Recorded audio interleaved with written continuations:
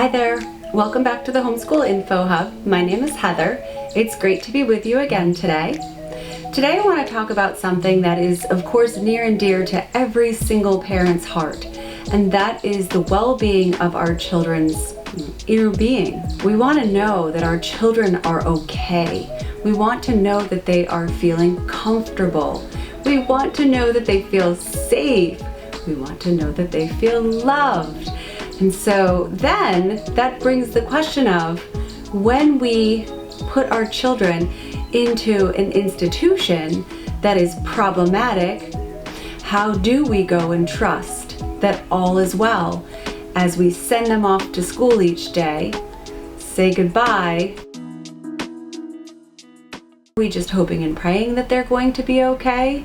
Are we turning a blind eye and thinking, well, this is how we do it? Our children go to school. What do you mean? Is there another option? Yes, there's a wonderful option called homeschooling. We've all, of course, heard of homeschooling. So let's dive right into today's conversation. This conversation today is an important one, and it's one that I am also challenged with. I have a 15-year-old daughter, and I have a 12-year-old son. We started our homeschool path right off the bat, right into homeschooling. I knew when my daughter was 11 months old that this was what we were going to do. So we never changed the course of homeschooling is best for our children. We moved around a lot, especially taking advantage of the fact that we were a homeschooling family and could do so anytime we wanted to. We moved to Asheville, North Carolina, primarily because there's so many homeschool families there, and we wanted to connect when our children were young. Fast forward to 5 years of being there and having an amazing experience, we then moved our family to Philadelphia. I was attending a healing program that had me in the program for 4 years, and traveling from Asheville, North Carolina to Philadelphia once a month became challenging. So we moved our family to Philadelphia because, well, why not? Again, we were homeschoolers, we could do so, and why not see an old city, a beautiful city, and just get another experience of being in a different culture. So we settled into Philadelphia for not very long. Reasons being, nobody but myself enjoyed it. I just absolutely love the architecture, but it just didn't work out. So then we moved our family back to Massachusetts. So this is where our roots were.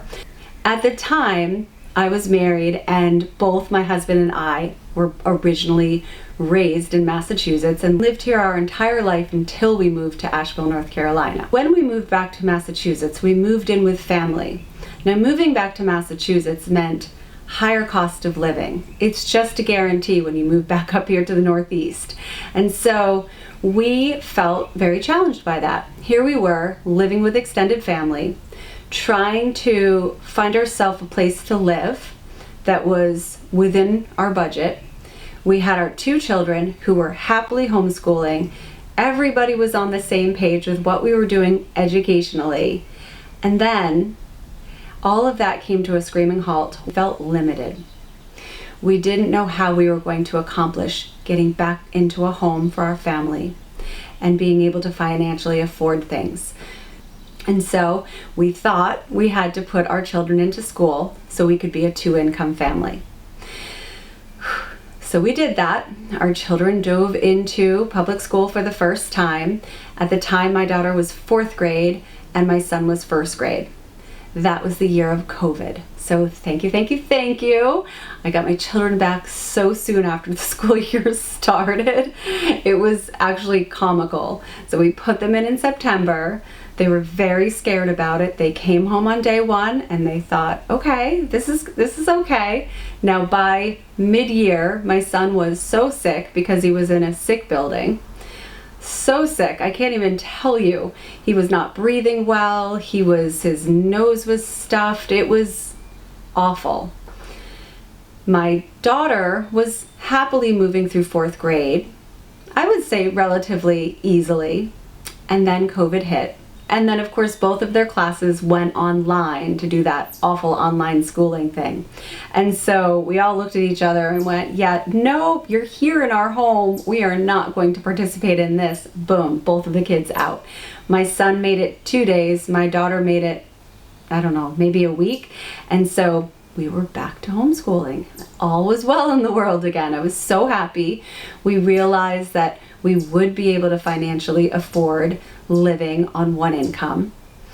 Then we settled into our own home, and then as life happens, we ended up having a divorce, and things just kind of changed around for us. We stayed homeschooling again for another year, year and a half, and then my daughter wanted to go back into the public system. She had had a little taste of it, she wanted to get another little taste of it, and so she went back in 6th grade. That experience has been, I'd say, all of the feels for the entire family, and she makes the choice every day to get up and go there, and I respect and honor what she wants to do. If you've watched my past videos, you know that this girl came in fierce and strong and was going to make all of her own decisions, and I was either going to get on board with that or we were going to have strife and challenge, and I want a strong relationship with my children. We are always in communication about how the system works, how it fails children, how it is not best by children, and yet she still wants to go in there. She has it in her mind that she needs to stay there, she needs to graduate from there, she needs to have honors classes on her resume so that she can get to a good school, so that she can go and graduate in the medical field. So she is right now a freshman, and I trust that she's gaining all of the knowledge she needs in order to move forward on her certain path. I would never stop my children from doing what they feel is best for them in their life. So I have one foot in public school as my daughter is in there, and then I have one foot in homeschooling as my son is home homeschooling. And then, of course, I have my experience of being a forever teacher prior to children and also while having children. I feel like being able to see the public system in that closer way gives me even more insight into what I'm going to be sharing with you. I am very open with my daughter about what I dislike. If anything goes awry in her experience in public school, I speak up. They know that I'm not going to let things just slide. Seems to be a constant feeling that parents are just going to allow what is being done, and so I don't let that happen. Now, do I always win? No. Do things always shift for my daughter? No. This brings us to today's conversation. My daughter is currently having challenges around other kids, girls, being mean to her. The forever challenge of the system. Like, on one hand, they're trying to support children social emotionally, and on the other, they just don't have any time for it at all. So there's this split thing where there's some wonderful people in the system. One of my best friends is a school counselor in a high school, and what she provides for children it's unbelievable. I mean, these children are going to have a different life because of their experience with her. But do you know what she has to do? She virtually has to fight with the classroom teachers to hear her speak about what that child needs, what is best for that child. Not always this school counselor in each and every school. So if you have those people advocating for the children, great and wonderful, except that there's so many children with challenges social emotionally in the school systems that they're slipping through the cracks because there's not enough adults who are there to support them.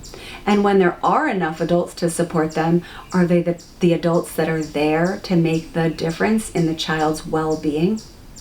There's just so many problematic things happening in the school system. Kids are slipping through the cracks. You're seeing reports of this on the news. You're seeing that child that was bullied so badly that they take their own lives. So when is enough enough? Like, when is the change going to happen? I guarantee you the path, the trajectory that we're on in the current climate is that it's not getting better in the school systems. It's only getting worse. I have this great hope that one day, of course, there will be this big restructuring. I mean, a whole new reset in public education. Like I know it will happen eventually. I don't think it's going to happen in my lifetime. If it is, I'm going to be a part of it because I know what it needs to look like. I know what kids need, and they're just not getting it in the system. They're just not. We can take that one amazing teacher and we can say, oh, my child is in great hands this year. Or my child, how about this one? My child is in great hands 1 period out of 7 a day. Or, oh, that art teacher, she's dynamic, and look, she really sees my daughter. So we happen to have that right now. There's one teacher out of the bunch, 7 classes a day. Not every day does she have art, but her art teacher is that dynamic teacher who reaches out and says, you know, so-and-so, wow, she is so good at this. She has reached out to me multiple times this year because she has a connection with my child and she has a passion for what she's doing. And she's sharing that passion with the children. See, it's not the fault of teachers. I was a teacher, so I know it's not the fault of teachers. They are burned out. They are way overworked. They are not being provided with the time and space that they need to properly prepare for the children. Also, very little support for teachers. There's very little support for children. It's not a container for children to work through conflict with other children. So there's all these things that are happening all over the school. I mean, just looking through the lens of my daughter, what she's navigating right now between a relationship that she just had that's no longer happening, that's one aspect that's happening in her life. Now she has another whole aspect where a few girls have decided to just team up on her and just be unkind. So here's what I know for my child. She is strong, strong, strong, strong, strong. She knows that she has a mom who's going to be fierce and speak up for her. Have that conversation every day. Is it time for me to speak up for you? Do you need me to get involved? Because I know what it's like on the inside, but I also know that I have this fiercely strong, empowered daughter who's not going to tolerate anything. And so she's doing it, and she's not pleasing others in the process. She's standing up for herself. She's staying firm in herself. She's speaking up to teachers, not in any negative ways, just this is what my needs are. This is the kind of support I need. This is not developmentally right for me. I mean, she speaks all of the things.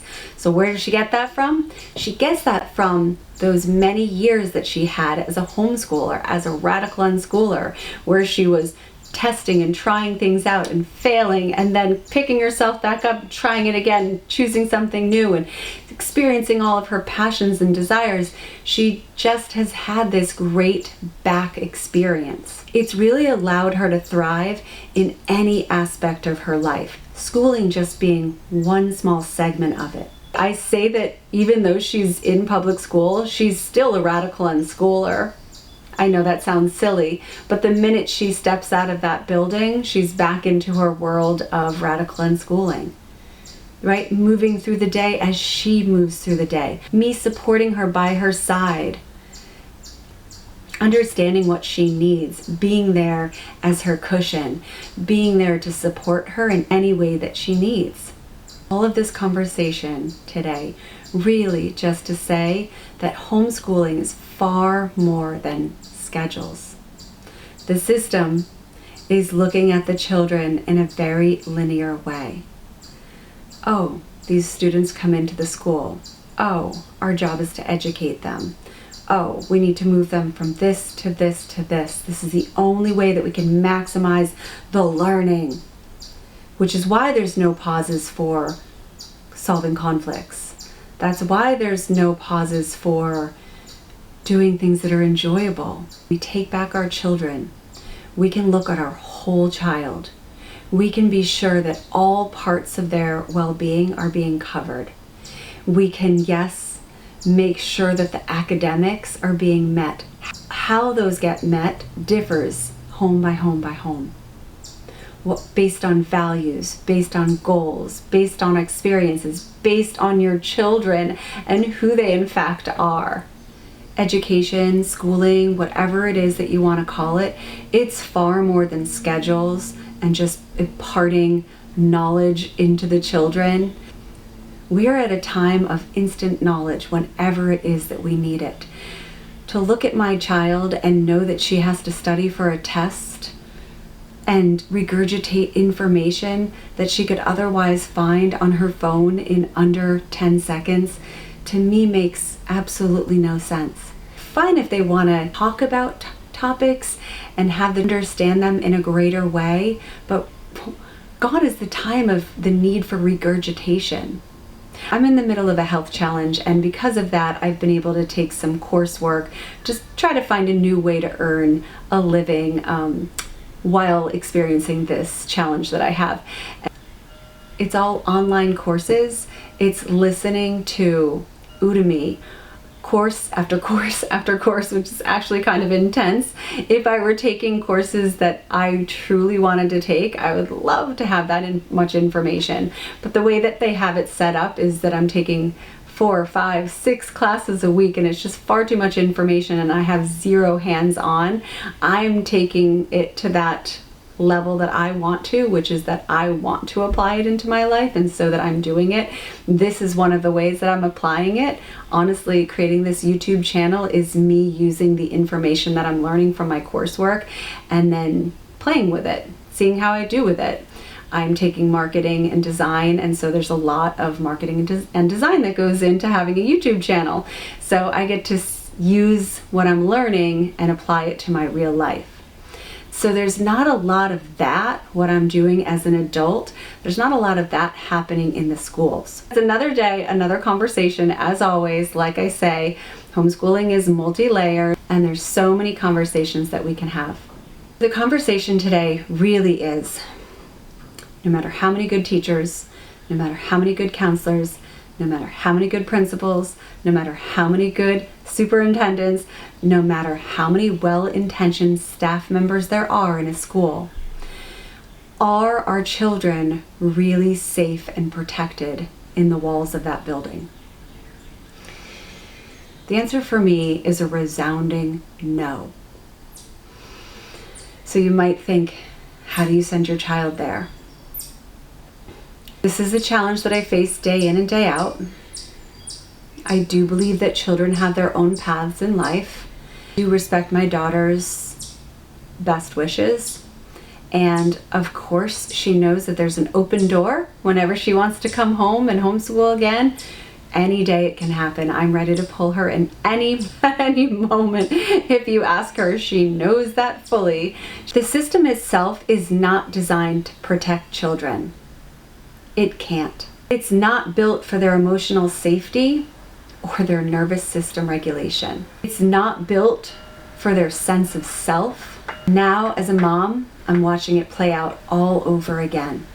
I knew it when I was in the system as a teacher. Now I know it through the lens of my daughter as a freshman in high school in the public system in Massachusetts, as I watch her navigate it day in and day out. The problem in the system is there's too many children, not enough adults. What are all the other ways that the school does not protect our children?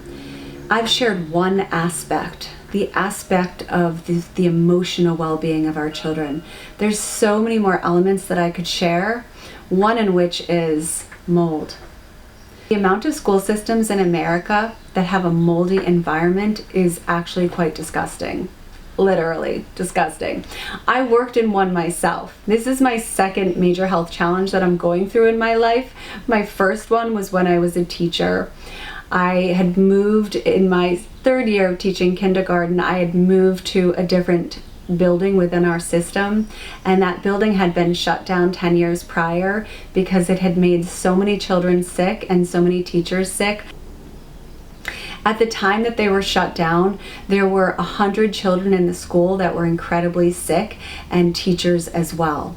Fast forward 10 years later, I move into a position there, not being fully aware of the details of what had happened 10 years prior. I also have a very sensitive system.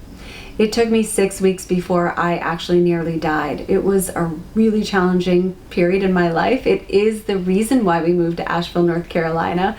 That building I worked in was built on swampland. The current building that my daughter goes to school in, I just learned, is also built on swampland. So the question is, why are so many towns building schools on swampland? Well, the fact is, it's not land that the townspeople can build on, but for some reason our towns are allowing it for our schools that house our children, that are in the building for 6 hours a day. We're allowing our children to get sick. Now we're talking about the system as being not safe for their well-being emotionally, not safe for their physical well-being and health. What other ways are our schools failing our children? Comment below and share with the community things that you've seen show up in the school systems that perhaps your children have attended, or maybe you attended yourself. By moving our children into a homeschooling situation, we're taking out that unknown equation. We're taking that unknown equation out of our children's lives. When we send them to school, we have this, I don't know how they're going to fare throughout the day. I'll know when they get home. I mean, my daughter alone is not allowed a cell phone. They've really cracked down on not allowing cell phones. So when they arrive to school, they lock them up in these zipper bags. You've probably heard about them. They lock. They're magnetic, and so the children cannot open them till they go home. Now, most kids don't actually put it in the bag. My daughter keeps hers in her back pocket, but they're not allowed to use them at school. They can't be seen with them, or they'll get into big trouble. And so anyways, I can't know how she's doing while she's in her day, and I just have to trust that she's so resilient and strong in herself that she's got this. Yeah, it's challenging, trust me. I know that my son is here. I know what he's doing throughout his days. I know when he's connecting in with other children. I know how he's doing because we're going and doing things ourselves. We like to play cribbage together a lot. So being with your children all day when you homeschool, it allows you to have the knowledge of how your child is doing. And homeschooling is not a limited experience. Your children are going out into the world. Sorry, they're going out into the world far more than public school children. Our public school children are in a room with 4 walls. They move to another room with 4 walls. They have 2 minutes in between the move of the 4 walls. It used to drive me crazy when I was a teacher and I was trying to help my students understand something that either took place in history or takes place in another country or takes place none of the things that I was trying to teach could I actually show them in my classroom. I mean, we used to go outside a lot to get into nature because that's where the things are. Sure, there were times where I brought things in, but no better way to understand something by experiencing it. And of course, homeschool has that wonderful opportunity where you're living out in the world. Remember what I always say? We learn through living. I really, truly love homeschooling. It allows my family the freedom to choose our own path. I have the freedom to protect my children. I have the freedom to build trust with my children. I have freedom to breathe again. I was so confined when I was a teacher that when we became homeschoolers, I just relaxed my whole self. My children came right into it, so they didn't have to relax, but I got to relax. If there's something in your gut that's saying, this thing that I'm doing with my children in public school isn't working, or this thing that I'm doing with my children in private school isn't working, you can trust that. I trusted it. It's not steered me wrong. Children have always been better for their experience with homeschooling. Even though I have one in the system again, that's not changed anything about who she is. She's savvy. She's lived out in the real world. She knows herself, knows how to advocate because she knows herself so well. She's self-sufficient. She's resilient. She's self-responsible. She's aware. By law, it's legal in all 50 states for us to homeschool here in the United States. It's a wonderful opportunity. I'm happy to answer any questions for you if you have any curiosities about anything that maybe I haven't talked about yet. Feel free to ask for certain topics for me to discuss. I'm happy to dive into those anytime. Homeschooling is a wonderful opportunity. It might not be the easiest always. It certainly comes with its own challenges, but you know your child. You know what's best for them. They are within your home. You have oversight and eyes on their experience.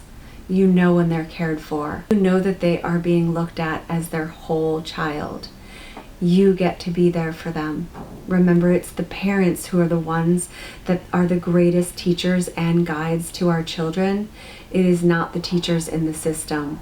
Sure, some of those teachers might absolutely be a mentor to your children, but you are there day in and day out, guiding them, helping shape them, supporting them in growing and preparing themselves for adult life. Homeschooling might not always be easy, but it is a choice that always feels safe. Have a wonderful day. Thank you for being with me today. I hope that this conversation helps you feel seen and understood in potentially those feelings that you're having about the system that perhaps your children are still a part of. You're not crazy. I'm not the crazy mom that I'm sure the school system that my daughter attends feels that I am.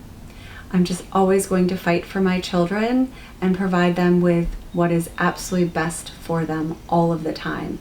I know that's you too if you're listening to this video. Thank you again for being a part of this conversation. Remember to comment below. Tell me what you're thinking about. What kinds of experiences are you having? If your children are still in school or if they're not. Talking about specifically safety and our children's protection. What are you noticing? What have you experienced? How would you like to see change happen? Subscribe if you haven't already. We're just going to keep this conversation going. I want to grow a large community of homeschooling families and also those families that are thinking about homeschooling but aren't quite there yet and want to just hear a little bit more.